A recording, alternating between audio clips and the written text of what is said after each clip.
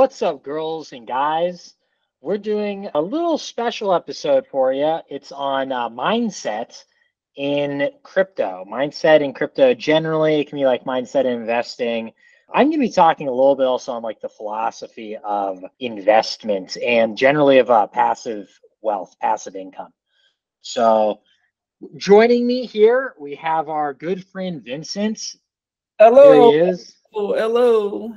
Isaac, thanks for doing this. Isaac's been reading a lot of Greek philosophy, and he saw a lot of parallels that he thought could provide value to our audience today. So we just finished a macro call. As you notice, we're wearing the same exact shit. Yeah, we smell. We wear the same clothes multiple days in a row. Yep. So let's hop into it. Isaac, man, what you got, man? I'm going to be asking you questions, so let's do it. Okay. Well, mostly I've been exploring the idea of, the role that leisure plays in creativity and especially like high culture and stuff like that. So whenever I talk to people who are in this space, the word that I hear endlessly is passive income, passive income, passive income. Everybody's like, what are you trying to achieve? I'm trying to achieve passive income. And the question is always why? Like, why are you trying to achieve passive income? And it's latent in the culture of crypto and investments and trading generally. Like, what do you get called if you are working a wage job? You're a wagey, So wagey at McDonald's, wagey, getting the KG. There's all these euphemisms that we have for people that work for their income. And this is the idea actually expressed first by Marx. Not first, but he expressed it. I think he did the most to explore this idea and put it into like the mainstream space. Marx talks about the idea of the difference between somebody who is considered bourgeois or landowning and somebody who is proletariat or working class. And these terms are kind of ambiguous, but generally speaking, if you are somebody who's proletariat, that is what we would call like the wagey. You make money through your labor. Your labor is how you get your money. So you have to work a wage job. This is like, you can be a tech worker, you can be a guy, cracking rocks. Whatever you do, your labor is how you make money. What is a bourgeois or the bourgeoisie? The bourgeoisie are people that make money passively, generally speaking. This is the land owning class. Back in Marx's day, is the land owning class. He called them the rentier bourgeoisie. And they made money by owning land and then renting that land. There's another class, though, within the Marxist dialectic, which is the financial class, which was very in its nascent days. It was very early. This is the early days of stocks and equities and investments. But they existed, but they're very small. They were not a big part of it. Most people made their money passively through owning land. And throughout history, that's how we've made most of our money. But this concept of a class of people in society that made money passively and a much larger class that made money through selling their labor has been an idea that has existed throughout all of time, but was really brought to the foray by Marx. And it's an idea that even though it's not expressed in the terms that I just explained it in, it's an idea that is embedded in crypto and the trading and investment space. Unlike Marx, who derided the idea of being a landowning, passive income earning parasite, people within our space actually see this as a preferable alternative to being a member of the wagey class. So we could take it from there. What are your thoughts? What are your questions? Yeah, it reminds me of a concept from a person that I listened to. His name is Myron Golden. And he is the best person at demystifying / translating business biblical principles. And he talks about a concept called the 4 levels of value. So at the bottom is like the wage owners, people who sell their time to the highest bidder. You're using your muscles to make money. That doesn't scale because you only have one body and we only have so much time. So that's level 4. Level 3 is managing the people who use their muscles. So managers, you make a little bit of money off of the people, right? The next level is using your mouth to move the masses. So people who are doing like sales jobs and, there's a lot of sales jobs you can get where you sell something once, but you can still make passive income. So it's kind of like a hybrid between using your muscles, but also using your mouth. So like, for example, like selling credit card processing, that's something that I've done and did.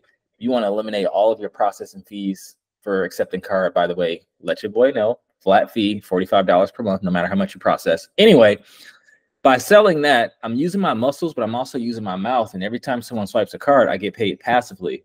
And these are people like also singers as well, actresses. You record something once and then it gets broadcasted and people pay to stream it, advertisements, et cetera, et cetera.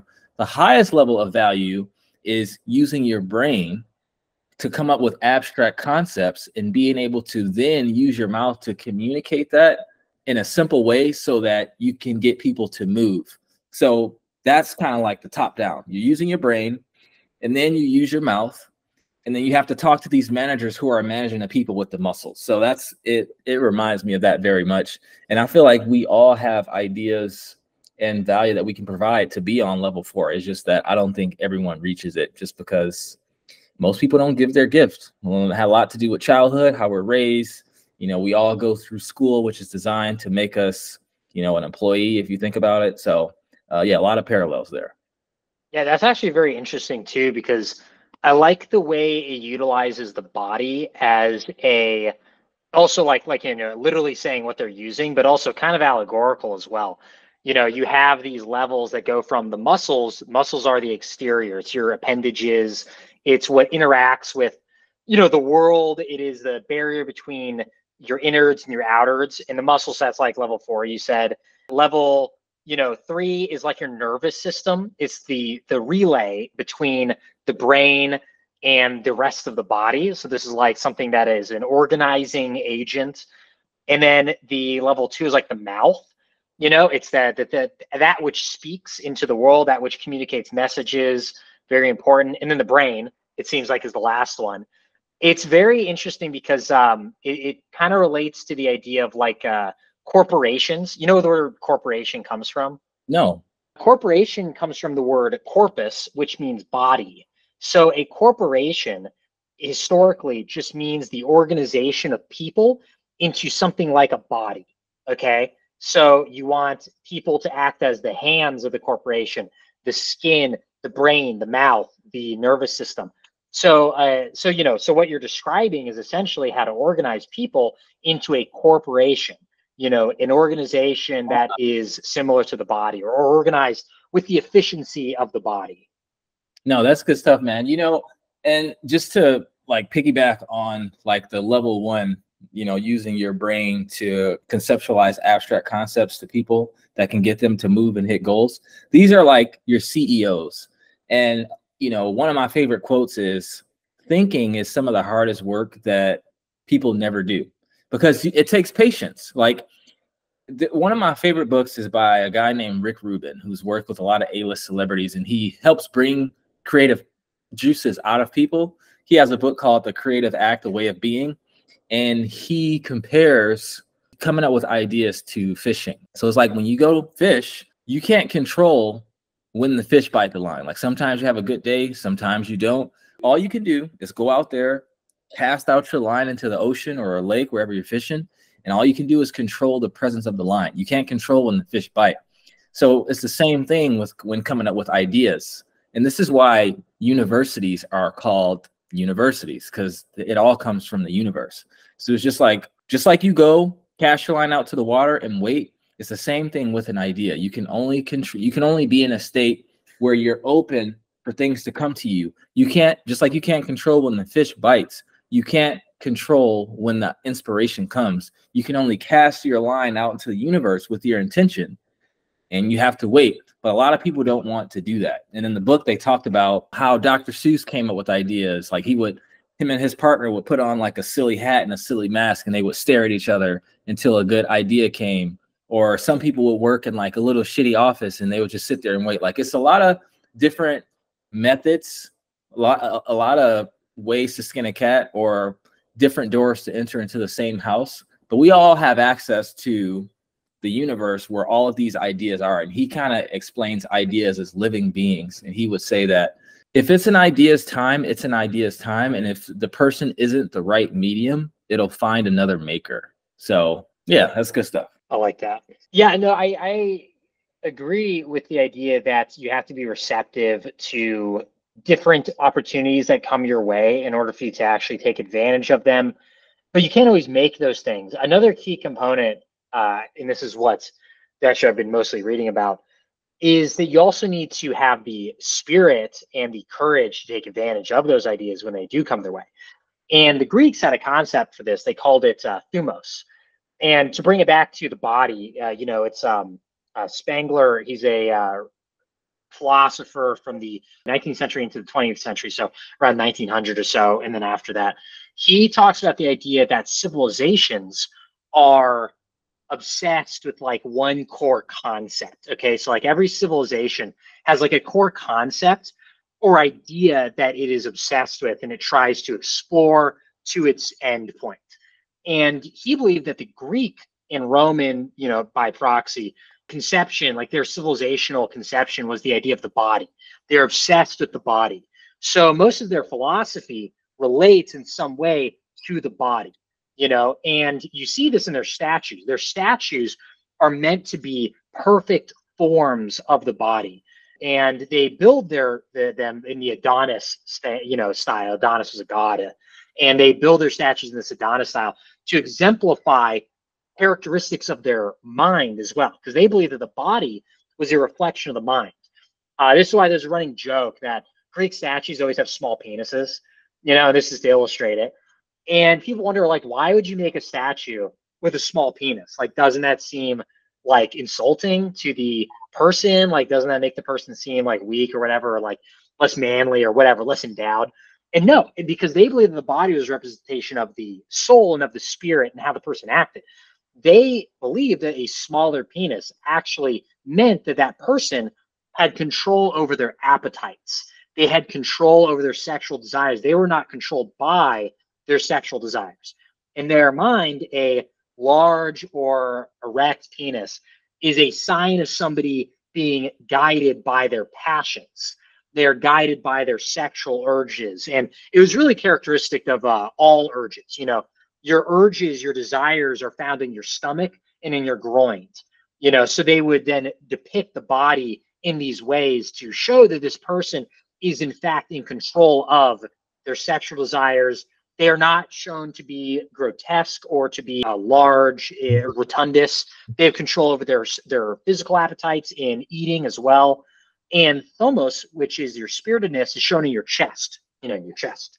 Greek statues were shown to have well-rounded chests, not chests like an animal, like a gorilla with this large and overly prominent chest, but a chest that is well built nonetheless and is well-rounded. It shows that they have a spiritedness in themselves that is not overly dominant, where they're like running into people and they're so spirited that they're getting in trouble, but they're also courageous. They're able to do things and act on act on opportunities, but not on impulses. This I think can be characteristic of how you live your life. It can be characteristic of trading, but also how you live your life. When you go through life, and Nietzsche talks about this, when you go through life, you might be a smart guy. You could be very, very intelligent. And Nietzsche talks about this person as the last man. He calls it the last man, and thus spoke Zarathustra. The last man is someone who is intelligent, who understands the world, who is very smart, but he lacks spiritedness. He looks at the world and he makes it small. He looks at a star and he says, "What is a star?" And he blinks. No spirit. He lacks no real curiosity about things. He simply exists and he is content with existence. And Nietzsche thought that this person is the most contemptible person there is, not because they're actually like evil or because they're weak or anything. It's because they lack even the ability to know that they are contemptible. They're so comfortable in their weakness, in their kind of like hoity-toity intellectualism and lack of spirit, that they don't even know they're a contemptible person. They sneer at you and think like, I'm better than you. That they never actually have the spirit to do anything with their life, to actually seek out things. And he uses an analogy for this. He calls this a dancing star. A dancing star is that feeling within us where like, I will act on the world. I will project my will onto the world and make something of my life and change the world and do something daring. The last man, because they lack a chest, he calls them those who lack well-rounded chests. They lack thomos. They will never act on their power. They will never actually utilize their power in order to change the world. You know, and Nietzsche thinks this is a coping mechanism because as we go through life in a modern society, so much of our life is out of our control. We don't control so much in our life. And we cope about this. Our coping mechanism is to say, oh, well, I don't want to actually be powerful. I don't want to do something with my life. I'm totally content being a wagey. I'm totally content. I can make enough money to pay my bills, and that's it. Yeah, exactly. I make enough money to buy my Funko Pops and play my video games and, you know, like, and jerk off and whatever. Like, I don't do that. But, you know, like these people, like, they're like, I'm very content with these things. I don't aspire for anything else. They do in their heart, but their chest, they lack the spiritedness to act on it.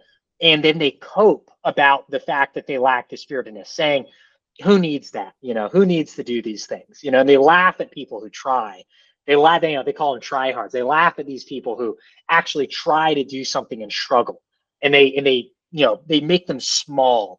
And this is what Nietzsche says. He says, the last man hops upon a world that is small because he has made it small, because he makes everything small.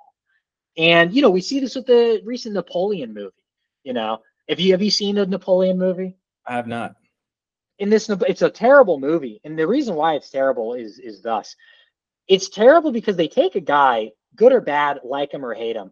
He was a guy who did incredible things in his life, world-shattering things. He made the entire world a different place, you know, upon his death. It was the age of Napoleon, the age of him. And we take this figure and we can talk about the controversies. He did a lot of controversial things. You know, he like brought back slavery in Haiti. That was bad. You know, he maybe destroyed the French Republic and set back Republican, you know, democracy. You know, you can say that was bad. There's a lot of things that we can say are bad about what he did. But he was someone who was still a world historical figure. And when you watch Napoleon, they basically take lies. A lot of it's just made up. And really, Scott even says so. He's like, you know, he's like, I don't even care. Like, he's going to fire a cannon at the pyramids. I don't know if that happened. I never looked into it. I don't care. That's what really Scott says. But it's even worse than that. Not only is it a lie, but they make him small. They make him weak. They make him a cuckold to Josephine. They make it seem like everything he did was just because he was, you know, feeling inept. Like he conquered all of Europe because he was little in his heart, because Josephine was cuckolding him, and he did it just to get her attention. And really, he's just a little man, and you know, he conquered Europe for no reason other than his own ineptitude. And this is called there's a theory of history called the great man theory of history. They hear that history is a series of great men. This is the little man theory of history. And history is a series of little men who are really just as shitty as you. And the idea of making a movie like this is it tells the audience, hey, audience member, you know, this world historical figure, he's just like you. He's just as weak, just as, you know, inept, just as little as you are. So you don't need to aspire to be a great world historical figure, because really all these world historical figures are just as, you know, crappy as you. They're on the inside. If you were to get behind the curtain, they're total losers, you know, and it makes everyone seem like a total loser. And we see this throughout our media all the time. You know, everybody is seen as like a loser, and we want to, it's the culture of cynicism. We cynically break down every great person, you know, and you can see this with anybody. Name any like famous person, and you will find countless attacks on them, tearing them down and turning them into like a closeted this and a loser and all these other things. So, you know, and that's the idea of, you know, how we tear down great men. No, that's true. One of the quotes from Law of Success said, when your work is stamped with the mark of a genius, it sets 1,000,000 tons a wagon. That's a good quote. Yeah. And it's just like, you know, I always say, I think God gave us all a gift. Some gifts are more celebrated, like in society. Some gifts are greater than others from a goal standpoint. I don't think anyone's better than anyone or worse than anyone, but like God gifted LeBron with this body, this athleticism, this brain that's enabling him to be one of the best basketball players of all time. And you have other players like Kobe Bryant, who wasn't as gifted athletically, but his work ethic is what allowed him to be better. And if you talk to a lot of basketball players, a lot of them consider Kobe the best because he wasn't as talented, but he still went on to achieve great heights. Like talking about that chest, that spirit. Like Michael Jordan, he had long hands. He had a 44-inch vertical. LeBron James, 44-inch vertical, 200 something pounds, runs like a goat. Kobe Bryant, 6'6", 200 pounds, skinny, 30 something inch vertical, like pretty much a regular basketball player when you compare him to like most of the league in terms of like his physical makeup, but his mind or his chest is what allowed him to exceed great heights. So I will go on to say that, you know, we all have a gift that we were given. And I think that to not give your gift is actually really selfish because the world misses out on great value because of it. Like there's so many products and services that we're not experiencing because people are just scared to give their gift. You know, they're coping. And I think we all have something inside of us that allows us to be some people the best in the world, but some people maybe just the best in our community. And that's enough to feed our family and invest. And I want to get back to the crypto thing, invest so that we can provide an inheritance to our children's children. God said that's what a good man is in the Bible, provide an inheritance to their children's children so they don't have to start from scratch like maybe you did. Like another quote is, if you didn't come from a rich family should come from you. So having that said, Isaac, let's talk about like how this relates to crypto and how people can, you know, use this asset class, this technology to get some of that big chest. Well, I think that the big chest of Thomos, that is something that everyone should have, whether they're in crypto or not, or aspire to have at least. And I do think working out is part of it. I think that you should both literally physically build out your chest and the rest of your body, well-rounded, of course, but also practice being a spirited person, a person that says yes to life and takes chances. You only live life once, you know, and I think that it's a really interesting thing. People don't realize, I think, that you only live life one time. And it's really not worth doing the bare minimum. And this is what I mean by spiritedness, because what leads someone to do the bare minimum in life? What leads them to do the bare minimum is fear, for the most part. I don't want to take this chance because I have a good job right now. It's not great, but it gets me by. It gets me and it gets me the things I need. I need my Netflix. I need my, whatever, my Starbucks coffee.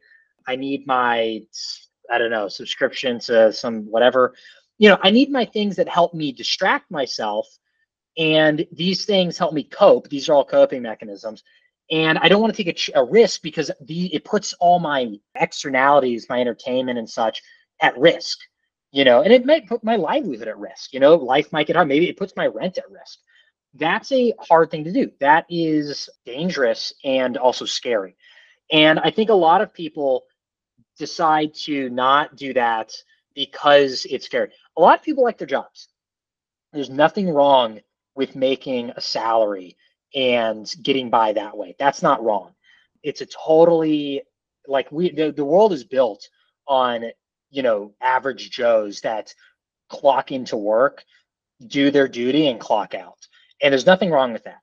I think, though, that, like you were saying, ideally, though, you want to, if you're watching us, you're probably somebody who wants to aspire to maybe more than that. And particularly, you probably want what's called passive income. What is passive income? And I think that gets at the heart of it. That gets at the crux of it. Passive income is income that you make without doing anything at all. What separates a aristocrat, historically speaking, aristocrat, from a commoner or a plebeian or whatever you want, or whatever term you want? What separates them is owning land. Why does that separate an aristocrat from a commoner? Because land provides the aristocrat with passive income. And that land generally retains like a certain amount of value intergenerationally, you know, and it's known that owning land is the best store of wealth intergenerationally. Okay. What you want to do, what I want to do, ultimately is provide for my children opportunities that I didn't have. I don't own land. My family, isn't passing on land to me, as far as I'm aware. We'll see. Maybe that'd be great. But, as far as I'm aware, and that's not good in a certain sense. In the sense that it's not good is the fact that the people who are very wealthy in our world right now, who have a lot of power, generally speaking, they were given a leg up by their parents, by their family, because their family held intergenerational wealth. This intergenerational wealth accrued their family and their children passive support mechanisms, passive income.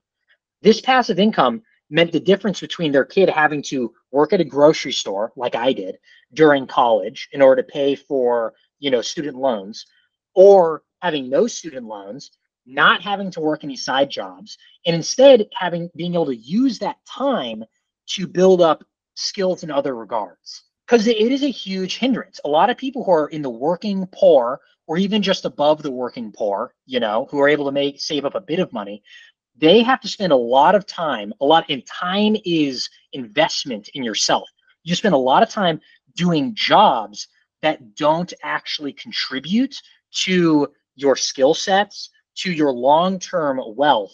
It's just you're selling your labor. When I worked at a grocery store, I was selling my labor. I gained very little from that experience, but I lost a lot. I lost collectively, I think, like a year of time. And that's a huge loss. And that is value that could have gone into building myself up. Now, the wealthy can also waste this time. Don't get me wrong. There's a lot of people that waste this. But if you have a combination of, like you have said, Vince, taking advantage of opportunities, and you also have the free time to do it, you're able to actually build up it's called human capital, build up your human capital, and build up your ability to increase wealth going forward. And sitting wealth compounds as well. So if you're sitting wealth, you have sitting wealth in crypto, and you're also putting that into yield farming, or if you're investing your money in other regards, that wealth is able to accrue. This is how colleges make so much money. They have a sitting pool of wealth that then is invested, and then the interest on that is accumulative, and it becomes larger and larger. An endowment fund is what it's called. Endowment fund, yes. And rich people do this too. Rich people have these as well. It's not. I'm not dogging on the rich. Marx's angle is this is a bad thing. My angle is that this is an inevitable thing. This is something that is always going to exist. I don't think that you can create a system where it doesn't exist, and at least not a system that lasts very long, because I think that this is just how societies operate. When people weren't making passive income from investments, they were making passive income from land ownership and renting out that land to serfs. And by renting means you have permanent laborers that you siphon like a certain amount of the income off of. But before serfs, there were slaves. Early societies were built around land ownership and slavery. This is how just societies have operated. This accrues to the landowner or to the passive income recipient an opportunity. And that opportunity is to build up the achievements of human society. Because when you're working all day, you're not able to work towards things that don't produce income. I had a boss, my last boss actually. He would tell me, he's a very wealthy guy, and he worked his ass off during his 20s, basically gave up his 20s. And he told me, I am working so hard so that one day I can stop working, accrue passive income, and spend as long as I want reading through the entire Western canon. And for those of you who know, the Western canon is like a collection of great books in the Western world. That is a beautiful endeavor. That is an endeavor that lifts the spirit. It's an endeavor that gives him solace. It is also something that he then, because of his passive income, can contribute to if he so chooses. And a lot of people who make passive income do this, and not all of them do this, but a lot of them, I think the good ones do it. And that's something that you are afforded by not having to sell your labor.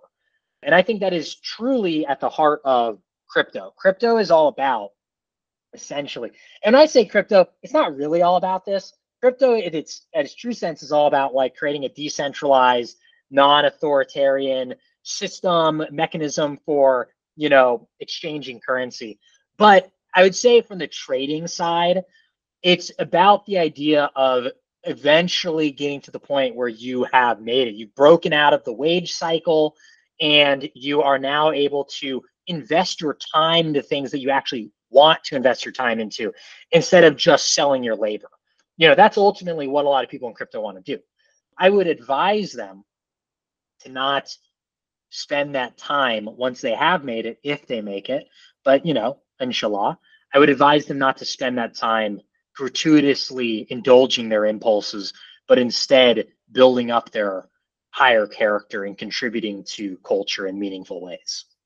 That is beautiful. Yeah. Basically, to sum it up, guys, before we wrap it up, Warren Buffett said it best. If you don't find a way to make money while you sleep, you will work until you die. And basically what Isaac is saying is that we talked about the 4 levels of value. It's hard to work on your managerial skills or your, auditory skills or your mental skills if you're using your muscles to make money, not just because of the time, because you don't have time to do it, but also because of the fatigue.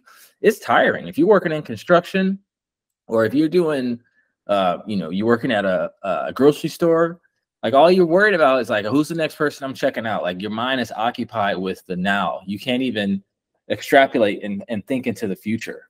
And, if you were able to, you're able to, like he said, build up your intellectual capital so you have more value to offer into the marketplace so that you don't have to sell your time to the highest bidder.